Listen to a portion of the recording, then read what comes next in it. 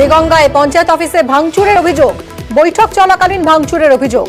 সোহাই শেরপুর পঞ্চায়েতের অফিসে গন্ডগোল, বৈঠক চলাকালীন তৃণমূল আইএসএফ এর মধ্যে বিবাদ আর পঞ্চায়েত অফিসে গন্ডগোল ঘিরে উত্তেজনা ছড়ায়। খুব ঝামেলা ঝক্কি হচ্ছিল, আমি প্রথম থেকেই ছিলাম, দেখি ওদেরও বলেছি আমরাও বাড়ি যা, এই ঝামেলা করেছিল পঞ্চায়েত সবার। কি নিয়ে ঝামেলা হচ্ছিল? কিটা নিয়ে হচ্ছিল আমরা জানি না, পঞ্চায়েতে ঝামেলা হচ্ছিল, তখন আইএসএফ এরা ঝামেলা করছিল এখানে এসে, তারপরে পঞ্চায়েতে ভাঙচুর করছিল ওরাই আইএসএফ এরা। তারপর আমরাও থেকেইছি, চলে যা, ঝামেলা করিস নে। কোনো হামলা হয়নি? কোনো হামলা হয়নি। ওরা ওজন হামলা করেছে? ওরাই হামলা করেছে, ওরাই মারতে এসেছে, গেটে তালা মারতে ছিল, তালা চাবি হাতে ছিল। কথা বলবো আমাদের প্রতিনিধি জিয়াউলের সঙ্গে। জিয়াউল, এইভাবে জেনারেল মিটিং চলছিল, তার মধ্যেই হামলা চালানো হলো, টেবিল চেয়ার ভাঙচুর হলো, ঠিক কেন এরকম পরিস্থিতি হলো? দেখো, একদম এই হামলা চালানোর অভিযোগ মূলত জেনারেল মিটিং চলছিল দেওঙ্গা সোহাই শেরপুর গ্রাম পঞ্চায়েতের এলাকার উন্নয়নমূলক কাজ কোথায় কোথায় হবে, কোন কোন সংসদে হবে, তা নিয়ে মূলত মিটিং চলছিল। সেই সময় যেটা তৃণমূল কংগ্রেসের বা পঞ্চায়েতের পক্ষ থেকে স্পষ্ট দাবি করা হয়েছে যে আইএসএফ যে সদস্য রয়েছে জাহাঙ্গীর হোসেন, তার এলাকায় সংসদীয় এলাকায় উন্নয়নমূলক কাজ দিতে হবে।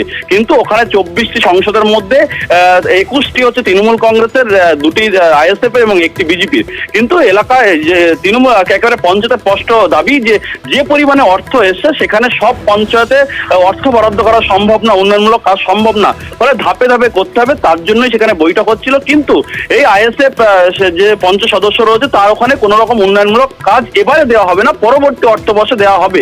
কিন্তু তখনই তিনি বাদ সাধেন, কেন আইএসএফ কে বাদ দেওয়া হচ্ছে উন্নয়নের কাছ থেকে, পঞ্চায়েত ইচ্ছাকৃতভাবে বাদ দিচ্ছে, এ নিয়েই মূলত গন্ডগোল হয়। এবং তারপর থেকেই তিনি এসে একেবারে পঞ্চায়েত অফিসে তার দলবল নিয়ে এসে পঞ্চায়েত অফিসে ভাঙচুর করে, এমনটা অভিযোগ।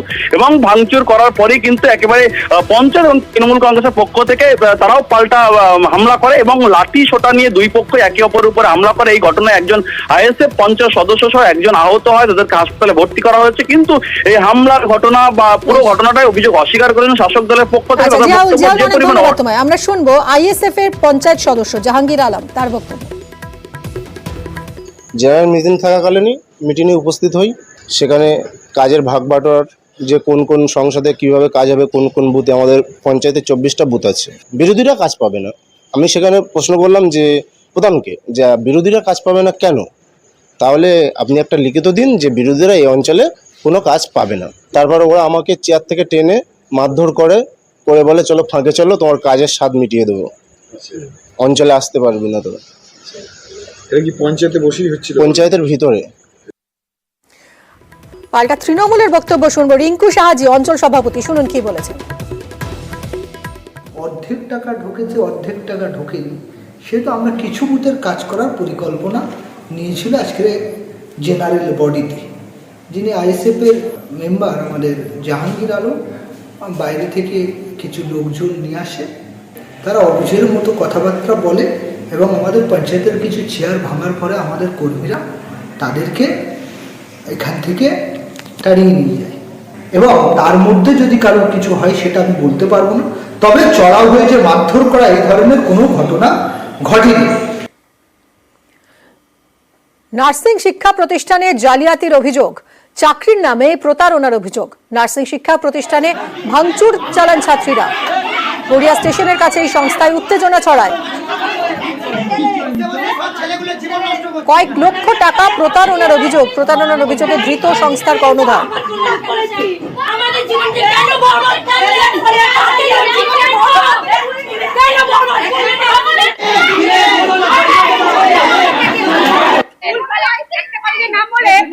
না জানি অন্য কলেজে ভর্তি করে দিচ্ছে, টাকা ডকুমেন্টস রিসিট দেখাতে পারছে, সেগুলো দেখাতে পারছে না।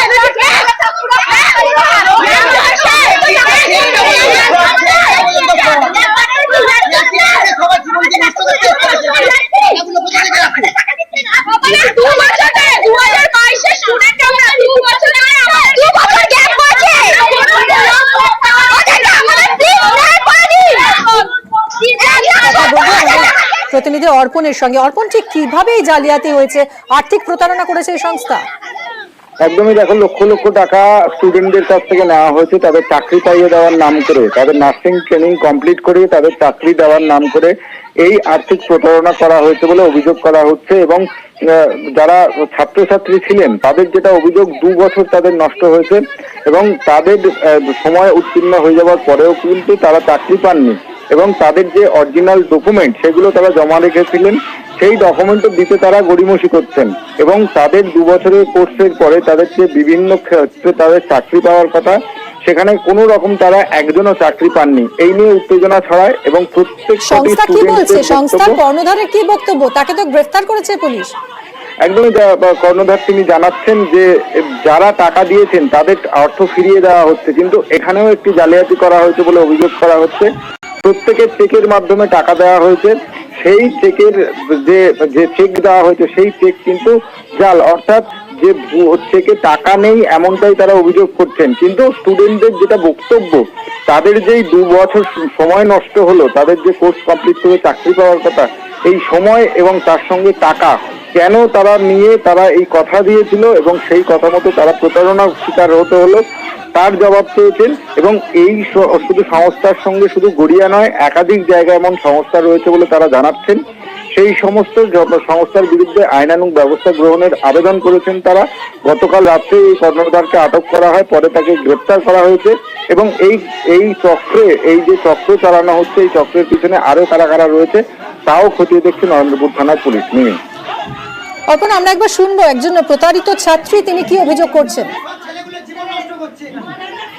মানে আমাদেরকে সবকিছু ফ্রড বলে দেখানো হয়েছিল, একবারও বলাও হয়নি যে আমাদের অরিজিনাল সার্টিফিকেট নিয়ে নেওয়া হবে। আমাদের কাছ থেকে ডকুমেন্টস গুলো নিয়ে পরে এসে চাইলে ওনাদের কাছে আমাদের ডকুমেন্টস গুলো কি বললেন না ব্যাঙ্গালোরে চলে গেছে তোমাদের ডকুমেন্ট, সেটার জন্য আমরা কন্যাশ্রীর টাকা পাইনি, স্কলারশিপ টাকা পাইনি, কিচ্ছু টাকা পাইনি, কোনো কলেজে ভর্তি হতে পারিনি, আমাদের কোনো টাকা দেয়নি, এখনো পর্যন্ত আমরা ঘুরে বেড়াচ্ছি। আমরা কলেজ দিয়েছে এই চেকগুলো টোটালি ফ্রড, আমাদের পুরো ভবিষ্যৎ নষ্ট করে দিয়েছে। আমরা সরকারিতে পরীক্ষা দিতে গেছিলাম, আমাদের লক্ষ্য দিয়ে মার খাইয়েছে।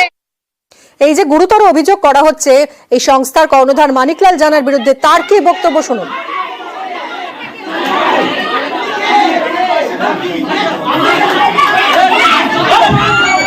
না কোনো টাকা নেওয়া হয়নি, এটা হচ্ছে এখানে পড়াশোনা করেছে, যাদের পছন্দ হয়নি বলছে পড়বো না, আমাদের টাকা ফেরত দিন, টাকা ফেরত দেওয়া হচ্ছে চেকে।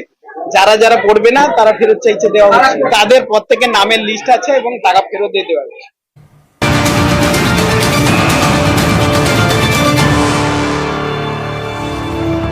ফের মূল্যবৃদ্ধি নিয়ে নবান্নে বৈঠক। আজই নবান্নে বৈঠকের ডাক মুখ্য সচিবের। বাজারে দ্রব্যমূল্য নিয়ন্ত্রণ নিয়ে পর্যালোচনা হবে বৈঠকে। কথা বলবো সোমরাজ আমাদের প্রতিনিধির সঙ্গে।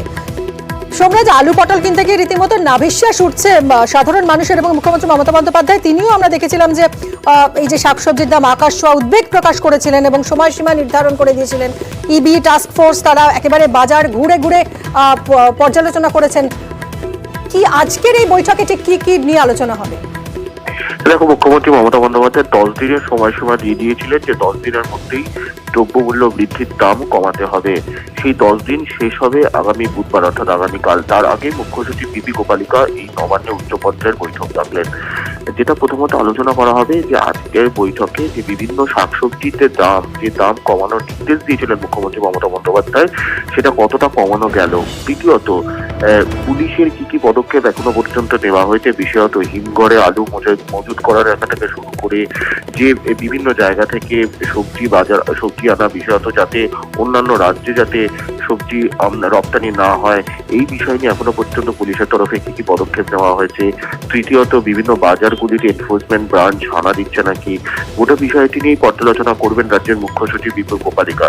বিকেল 4টা থেকে এই বৈঠক ডাকা হয়েছে নবান্নে, যে বৈঠকে বিভিন্ন জেলা শাসক, পুলিশ সুপাররাও ভার্চুয়ালি উপস্থিত থাকবেন বলে নবান্ন সূত্রে খবর।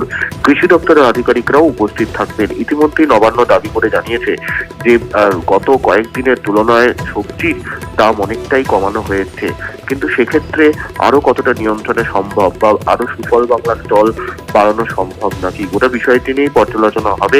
এবং তার জন্যই আজ নবান্নে উচ্চ পর্যায়ের বৈঠক ডেকেছেন মুখ্য সচিব বিপি গোপালিকা। বিকাল 4টা থেকে এই বৈঠক হবে। মুখ্যমন্ত্রী 10 দিনের ডেডলাইনের সময়সীমা শেষ হচ্ছে আগামীকাল। তার আগেই এই বৈঠক যথেষ্ট গুরুত্বপূর্ণ হতে চলেছে বলেই মনে করা হচ্ছে। ধন্যবাদ সোমরাজ।